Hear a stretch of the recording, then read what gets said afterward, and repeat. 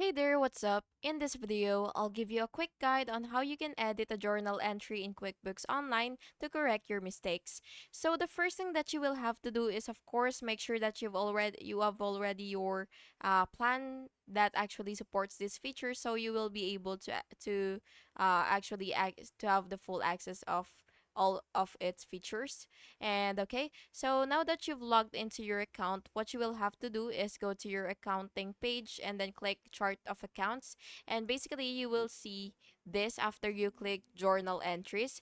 And once you're here, you will just have to find the journal entry that you want to edit. And then basically, you will see the edit button, which could be right here or here. So it really depends on the layout of your screen. So you just gotta explore it so that you will be able to actually see where is your edit option located in. And after you see the edit option, you will just have to click it, and then you will update accounts, amounts, or memo as needed. And then you will just have to click save and close or save and new.